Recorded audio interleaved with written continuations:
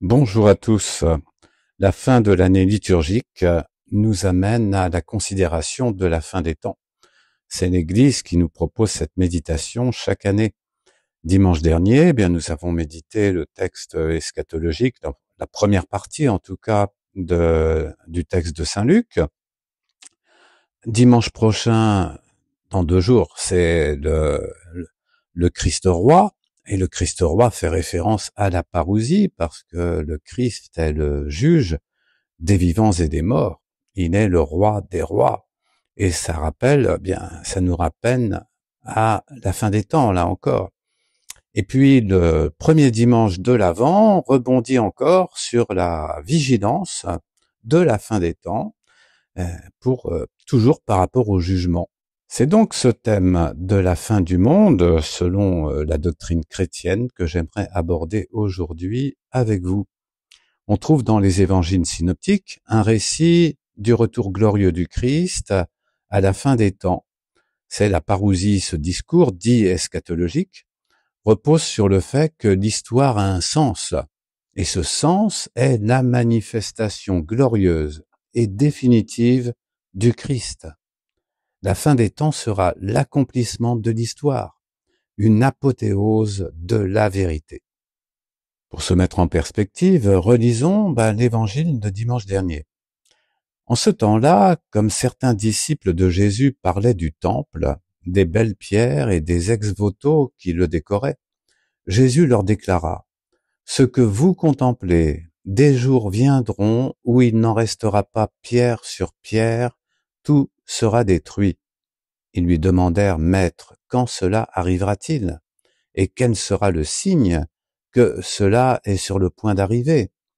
Jésus répondit: « Prenez garde de ne pas vous laisser égarer, car beaucoup viendront sous mon nom et diront: c'est moi, ou encore: le moment est tout proche. Ne marchez pas derrière eux.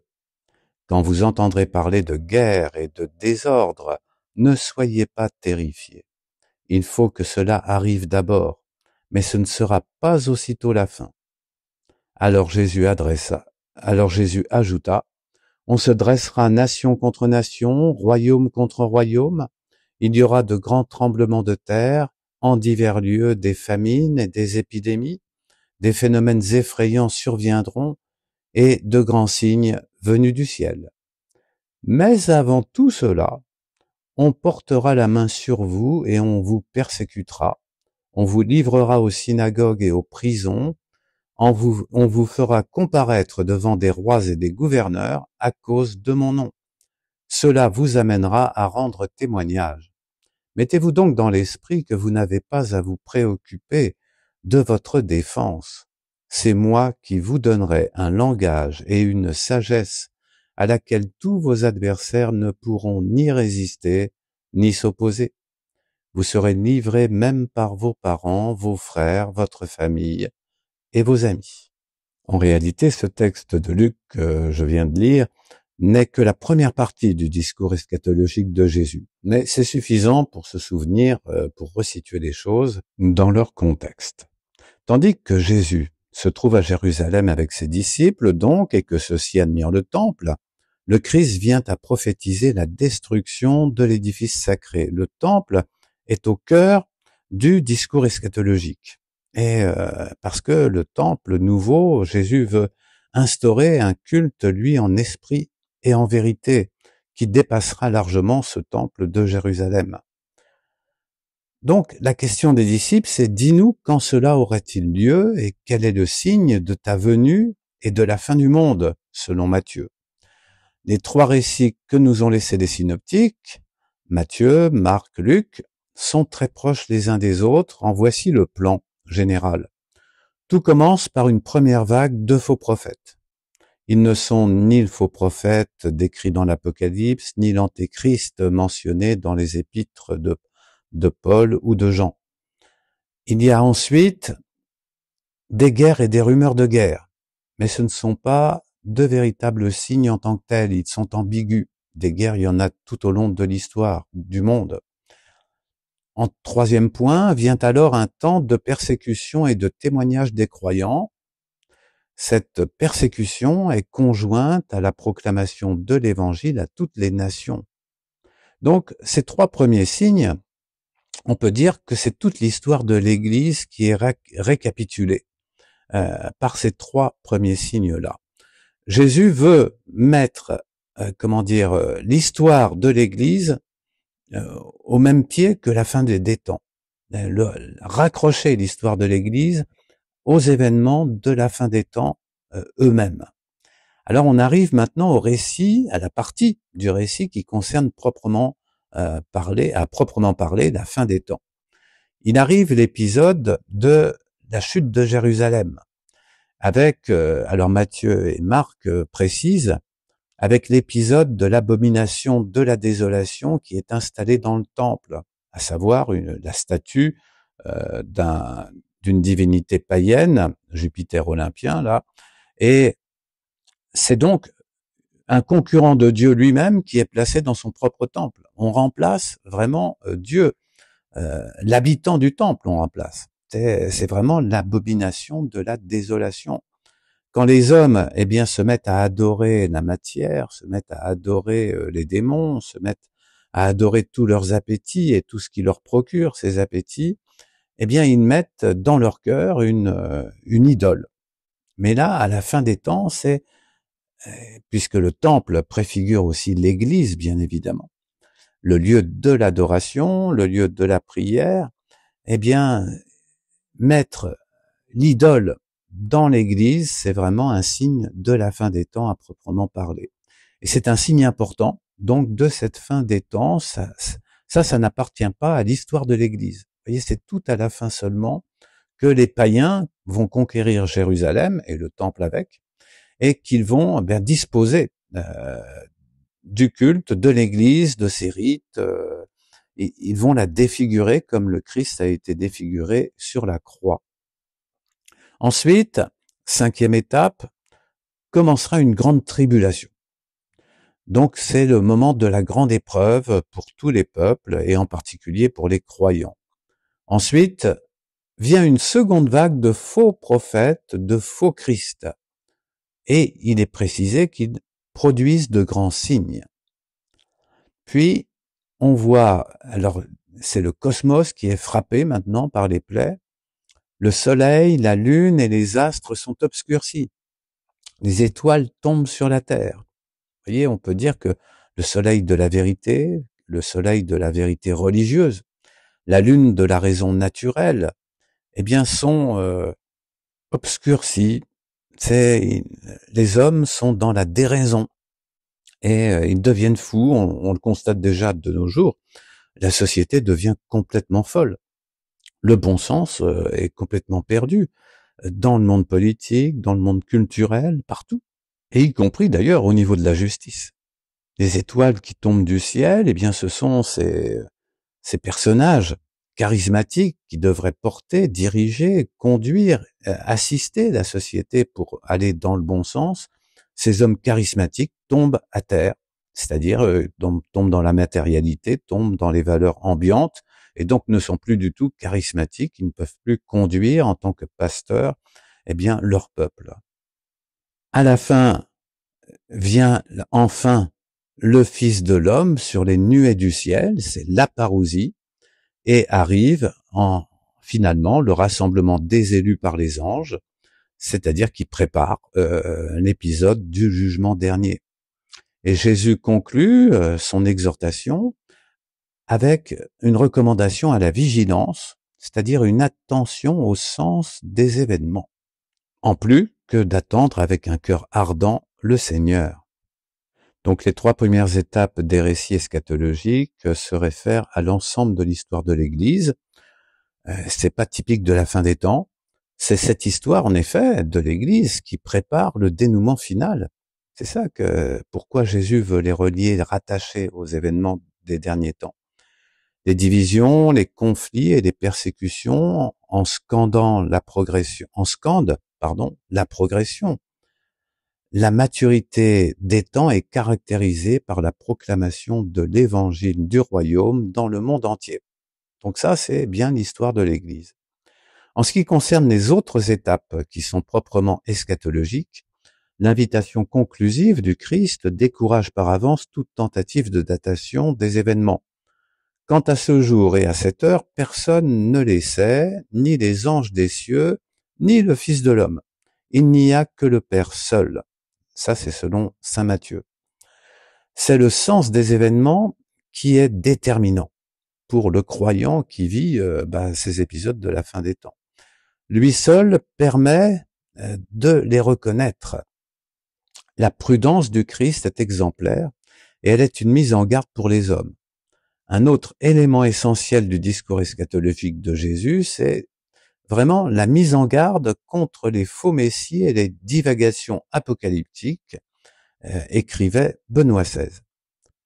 Avec la quatrième étape du récit, bien, nous arrivons à la question du temple, qui avait servi de point de départ. Mais il ne s'agit pas du temple des années 70 que connurent les apôtres. Et tout le problème consiste dans l'identification du temple dont parle Jésus. Habitué à utiliser le langage parabolique et symbolique pour parler des réalités spirituelles, il est clair que Jésus fait référence non pas au temple historique de Jérusalem, mais à la réalité que cet édifice signifie au plan religieux. Le temple est le lieu de l'adoration, c'est-à-dire de la connaissance et de la rencontre avec Dieu. Donc c'est cette expérience qui est placée sous le sceau de la vérité. Le culte en esprit et en vérité dont parle Jésus à la Samaritaine. Donc ce qui marque la fin des temps, c'est le fait que le lieu de la connaissance de Dieu, le temple, devient le siège de l'abomination de la désolation, c'est-à-dire que le culte du Dieu véritable est remplacé par celui d'une idole. Pour le coup, on atteint une situation limite. Ce temple, qui servait de point de référence pour annoncer l'évangile dans le monde entier, va désormais promouvoir une méconnaissance radicale de Dieu. Pire, l'idole érigée se pare de tout le prestige du culte authentique. Si l'on regarde le temple comme un symbole de l'Église, et plus précisément de ses structures représentatives, alors l'idole est une dégénérescence du message évangélique au bénéfice de l'exaltation de valeurs bien de notre monde. La puissance, l'orgueil, la licence, l'immanentisme, le relativisme, etc.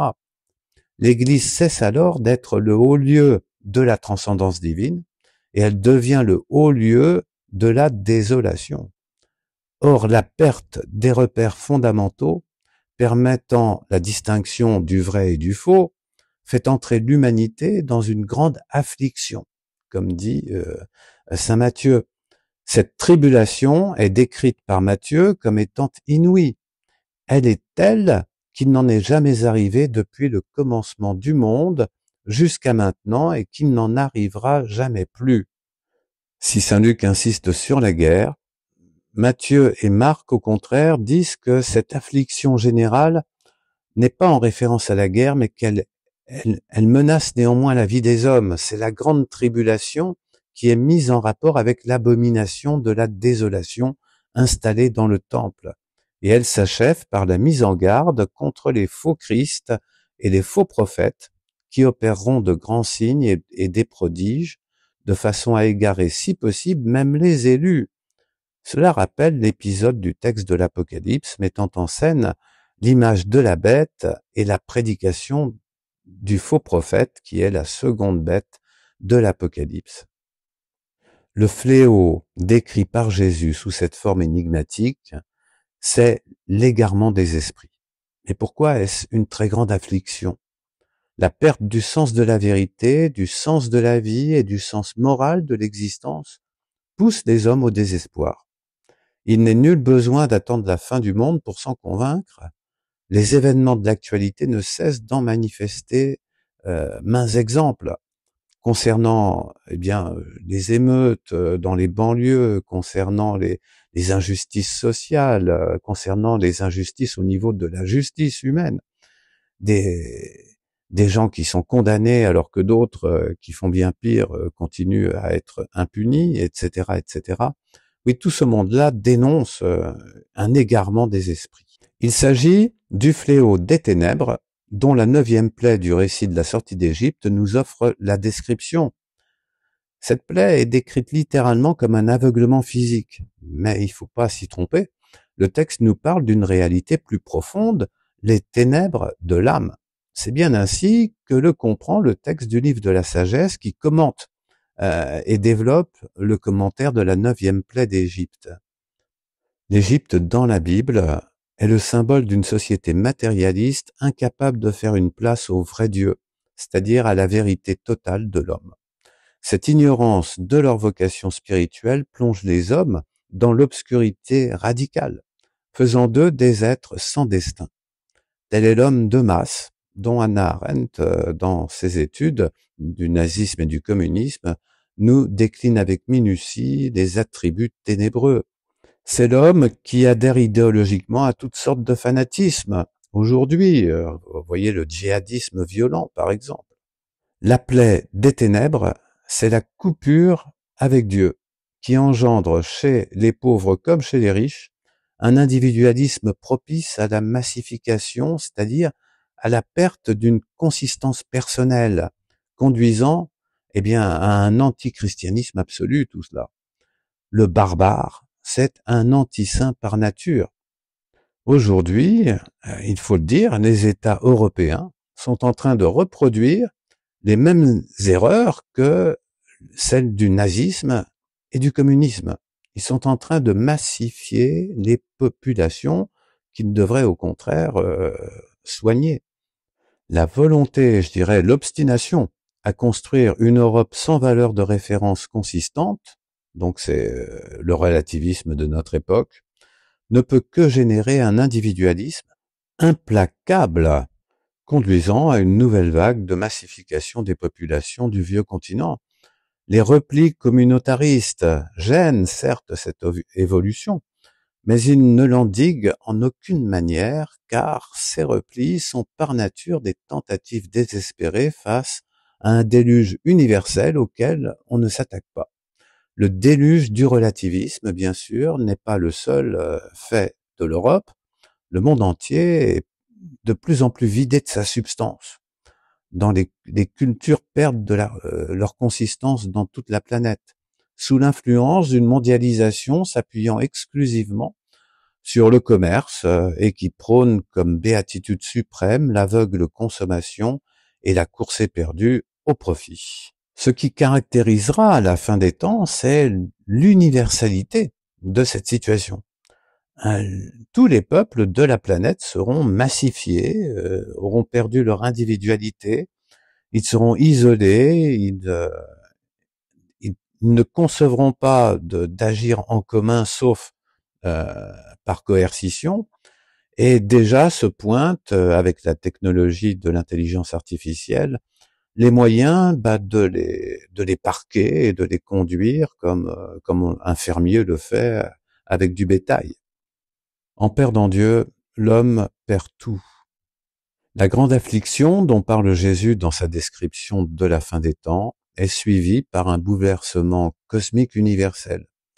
Aussitôt après l'affliction de ces jours-là, le soleil s'obscurcira et la lune ne donnera plus sa clarté et les puissances des cieux seront ébranlées, nous dit saint Matthieu.